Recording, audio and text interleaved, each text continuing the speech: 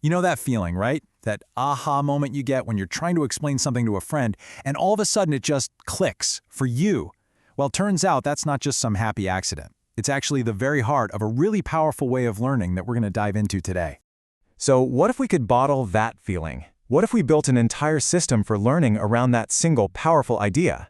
That question, that's exactly what this is all about. It's the core idea behind something called peeragogy, which is really just a fancy word for the amazing power of peer-to-peer learning.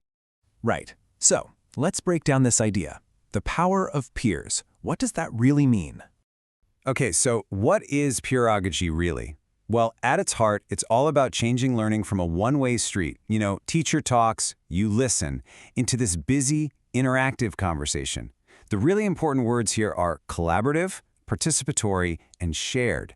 The whole point is that you're not just some empty bucket waiting to be filled with facts. No way! You're actively involved in learning, both with the material and, crucially, with each other. And what this does is it totally flips the script on the classic classroom roles. Think about it. In the traditional model, the teacher is the sole expert, the authority. And the learner, you're just supposed to sit there and absorb it all. But in the peeragogy model, everything changes. The teacher becomes more of a facilitator, a guide on the side. And the learner, well, you get promoted. You become a co-creator of knowledge. That's a huge, and I think a really exciting change. Okay, so that's the big idea. But how does peeragogy actually work? I mean, it's not just about throwing a bunch of people in a room and hoping they learn something, right? Nope, there's a real method to the madness. The whole system runs on a few key principles. First, you've got collaborative learning and shared responsibility. That means everyone is in it together, pulling their own weight. Then there's active participation. You have to be involved. That leads to something called knowledge co-construction, which just means you're all building the understanding together, piece by piece. And a super important part, constant reflection and feedback. You're always helping each other get better. All right, so we get how it works. But so what? Why does it matter? Let's talk about the real benefits of collaboration. Well, the results are pretty amazing.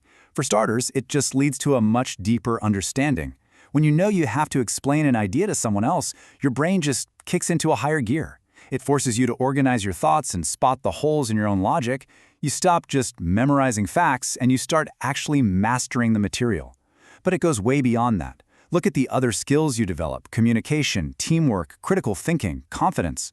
These aren't just fluffy, soft skills. These are the essential must-have skills for, life and work today. So let's bring this down to earth a bit. What does peeragogy actually look like in a classroom? Let's check out a couple of real-world examples.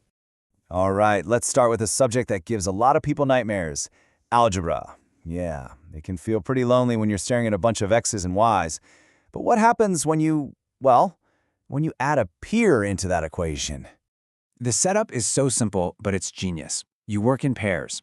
One person is the explainer. They have to talk through every single step of solving the problem out loud. The other person is the checker. Their job is to listen, catch any mistakes, and ask questions. Then for the next problem, you swap roles. See what's happening? Both students are 100% engaged. The explainer solidifies their knowledge by teaching, and the checker learns by analyzing. It's a win-win. And this idea isn't just for math class, not by a long shot. Let's see how it works somewhere completely different, like a science lab. Okay, in a science experiment, the key is giving everyone a specific job. You might have a recorder who's writing everything down, an observer who's carefully watching the experiment, and a presenter who will summarize what the group found out. The point of these roles is to make sure everyone has a clear and active responsibility. There's no hiding in the back. Everybody has a crucial part to play, and the whole group benefits from all those different perspectives.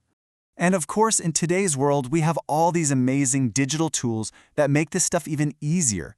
I mean, think about it. You've got things like Google Docs where everyone can work on something at the same time, sparking ideas off each other in real time, or discussion forums that let you keep a conversation going long after class is over. These tools aren't just for convenience, they make peer-to-peer learning possible anytime, anywhere. So when you step back and look at the whole picture, you realize this is more than just a new classroom trick.